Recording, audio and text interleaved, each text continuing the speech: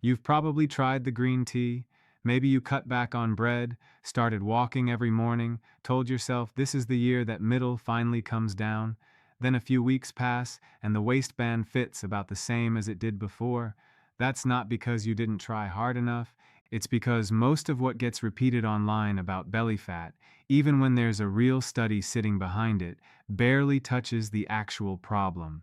Some of it is flat out wrong, and some of it is technically true and still misleading, which is honestly the harder kind to catch.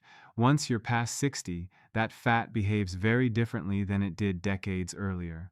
I'll explain why, and which of the popular advice is actually doing something versus just sounding good. Visceral fat is the fat that sits behind your stomach muscles, wrapped around your liver, your intestines, your pancreas, not the layer you can pinch under the skin. That's subcutaneous fat, and the two behave almost like different organs. Subcutaneous fat mostly just sits there. Visceral fat is active. It sends hormones and inflammatory signals straight into your bloodstream, and it talks directly to your liver, which is exactly why it's tied so closely to your blood sugar and cholesterol numbers. The CDC and the American Heart Association have both flagged visceral fat specifically as risk after 60. Two people can weigh the same and carry the same amount of total fat, and the one carrying more of it around the middle is simply at higher risk. That's the part that makes this worth taking seriously, separate from how your clothes fit. You've almost certainly seen the version of this where someone says all you need is two specific things, usually some combination of green tea and a colorful vegetable, and the fat melts off. To be fair, some of those claims do have real research behind them. Catechins, the antioxidant in high-quality green tea, and carotenoids, the pigments in carrots, tomatoes, and leafy greens, basically the colorful stuff your mother always told you to eat, have a documented connection to reducing visceral fat. That part isn't made up. Having a real mechanism and having a meaningful effect are two different things, though.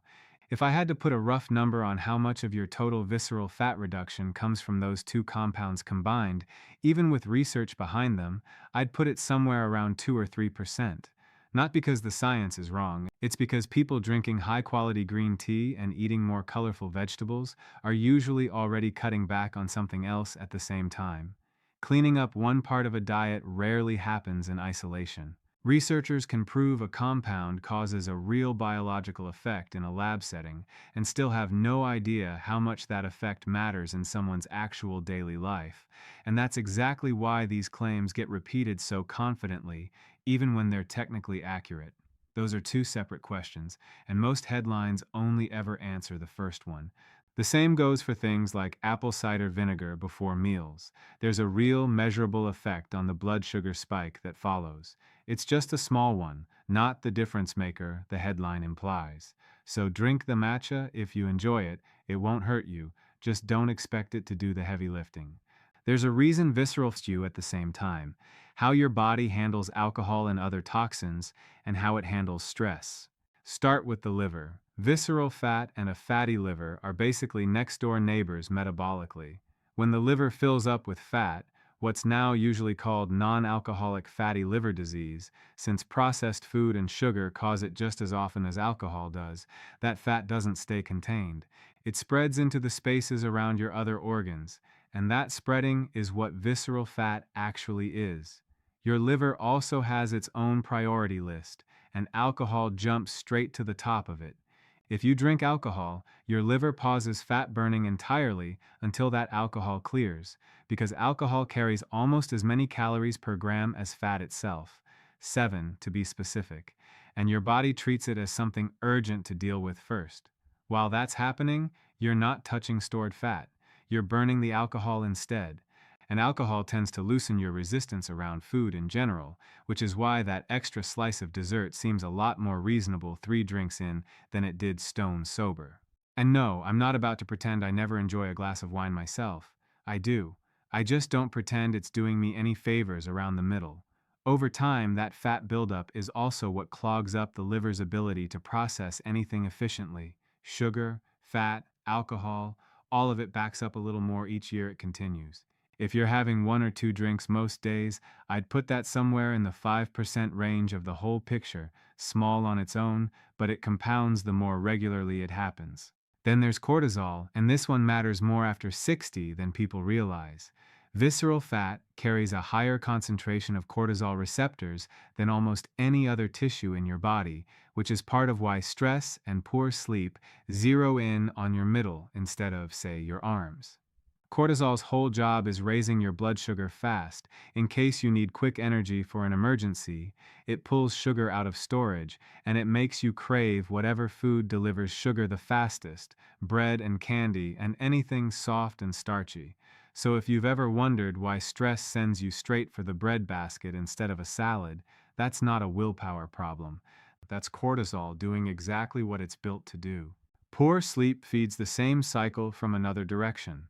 Even a handful of short nights in a row raises cortisol the next day, increases hunger hormones, and makes the high-sugar, high-fat foods look a lot more appealing than they normally would. It's a loop. Bad sleep raises cortisol, cortisol raises cravings, and the resulting food choices make good sleep even harder to get the next night. I see this constantly in practice. Someone tells me they're eating about the same as they always have, maybe even less, and still gaining around the middle. Almost every time, once we dig into it, sleep and stress turn out to be doing more damage than the food itself. Now we get to the biggest single piece of this entire picture, and it's not glamorous: food quality, and especially what your insulin is doing all day, every day. Refined carbs and processed food break down fast. They spike your blood sugar, which forces your body to release a flood of insulin to deal with it. And insulin's main job, really the one that matters here, is storing fat, not burning it. When insulin stays chronically high, which happens when those spikes occur several times a day, it doesn't just store fat, it locks the door behind it. Your body simply can't access fat it's already stored while insulin levels stay elevated, which means you can be sitting on plenty of energy and still feel hungry. That's not weakness. It really isn't. That's insulin resistance. When your cells stop responding to insulin's signal the way they used to, working precisely the way it's supposed to, just in a food environment your body never evolved to handle. This isn't carelessness, by the way, and I want to say that clearly before going further. Almost nobody sets out to spike their insulin all day. You're eating what's available, what's convenient, what you were taught was fine for decades. The food environment changed faster than the advice did. Big blood sugar swings cause a knock-on effect most people never connect to their waistline. Up 50 or 60 points after a meal, then crashing back down a couple hours later, dragging your energy and mood down with it. When energy crashes, the easiest fix in the moment is more of the same food that caused the crash in the first place. Concretely, that means building your plate around protein and real fat first: eggs, fish, olive oil, full-fat dairy if you tolerate it, and letting that anchor each meal instead of the bread or rice sitting next to it.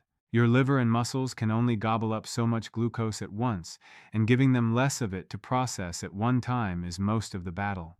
Within about 3 to 5 days of doing that consistently, most people notice their hunger dropping on its own, not because they're white-knuckling it down, but because their blood sugar stopped swinging. It changes. I'll be honest, for a long time I told people calories were the whole story. Eat less, move more, simple math. I was wrong about that, or at least wrong about where to put the emphasis. The deficit still has to exist. Your body genuinely needs a gap between what comes in and what it burns before it'll release stored fat, visceral fat included. But chasing that deficit through counting alone usually fails, because counting calories without changing food quality is just slow-motion deprivation, and deprivation doesn't last. Sound familiar? If you've been on and off the same 10 pounds for years, this is usually why. Exercise matters here too, but maybe not in the way you'd expect. The type matters more than the amount. Long, easy-paced movement, walking, an easy bike ride, swimming at a relaxed pace, keeps you almost entirely in what's sometimes called the aerobic zone, the range where you're breathing a little faster but can still hold most of a conversation. At that pace, your body is burning fat for the vast majority of its fuel, and because you're not flooding your system with cortisol, you can do it nearly every day without needing recovery. This is the one I tell almost everyone to do daily, no exceptions, because there's almost no downside to it at any age. On the other end of the spectrum is the harder stuff, short bursts, where your heart rate climbs hard and you're truly in the huff and puff zone, not just slightly winded. This is where I want to be careful, because a lot of advice aimed at younger people doesn't translate safely once you're past 60. Going all out for 30 seconds at a time, 2 or 3 times a week, does produce a real spike in growth hormone that helps with fat loss and muscle maintenance, but that only applies if your heart, your joints, and your blood pressure can handle that kind of effort safely. This is genuinely one to clear with your doctor first, especially if you're on blood pressure medication or haven't done anything intense in years. A safer version of the same idea for most people in this age group: a brisk walk up a real incline, or a flight of stairs taken at a pace that gets you breathing hard for 20 to 30 seconds, then a full minute or two of easy walking to recover. Repeat that 4 or 5 times. You get a meaningful chunk of the same hormonal benefit with far less strain on your joints and your heart than sprinting would. Anyway, strength work deserves its own mention here, separate from the fat-burning conversation entirely. Lifting something heavy, pushing against resistance, working your muscles against load 2 or 3 times a week isn't mainly about visceral fat. It's about keeping the muscle you have, because muscle loss after 60 is one of the strongest predictors of how independent you stay in your 70s and 80s. And if joints or balance are a concern, that doesn't rule you out. Resistance bands, seated leg presses, or holding onto a counter for support while you do squats all count. The goal is putting real load through the muscle, not the specific equipment you use to do it. I rarely see someone in their 70s struggling with daily tasks who's kept up consistent resistance training. Almost never. And I'll add one caution here because it surprises people. If you're already under a lot of stress, or you know you don't bounce back well emotionally from hard things, piling intense exercise on top can backfire. It adds more cortisol to a system that's already overloaded. For some people, that short burst of intensity is the missing piece. For others, especially those already running on empty, it's one more demand the body doesn't need right now. There's no single right answer here. It depends on where you're starting from. A few mistakes come up over and over once people understand all this, worth naming directly. One mistake that shows up again and again is treating any single item here as the whole solution: the supplement, the one workout, the one food swap, instead of seeing it as one piece inside a much bigger picture. None of these factors works in isolation. Food quality does the heaviest lifting, but it works far better paired with decent sleep and some movement than it does completely alone. I feel pretty strongly about this next one. People hear calorie deficit and go straight to deprivation, cutting portions drastically, skipping meals, fighting hunger all day. That approach might survive a few weeks. It rarely survives a holiday, a stressful month, or a bad stretch of sleep, because deprivation was never built to outlast real life. The opposite mistake happens just as often: jumping straight into intense exercise as a way to compensate for food that hasn't actually changed. The workout ends up creating cortisol and hunger that outpaces whatever calories it burned, and the scale barely moves despite real effort in the gym. And I keep coming back to this one because I think it explains more than people realize. People often blame themselves for a body that's responding completely predictably to its actual inputs: high insulin, high cortisol, not enough real sleep. That's not a character flaw, that's just biology doing its job under those conditions. Once you address the inputs instead of fighting the output, the fat tends to come off the way it went on, gradually, and without the drama. If you remember nothing else from all of this, remember that there's no single magic factor here. It's food quality, sleep and stress, the right kind of movement, and a real but reasonable calorie deficit, all working together rather than any one of them carrying the whole load. Everything in this video is for educational purposes only. Always consult your doctor or healthcare provider before making any changes to your health routine, especially around exercise intensity or alcohol use if you have any existing health conditions. If this was helpful, give it a thumbs up, drop a comment with your question, and subscribe if you want more like this.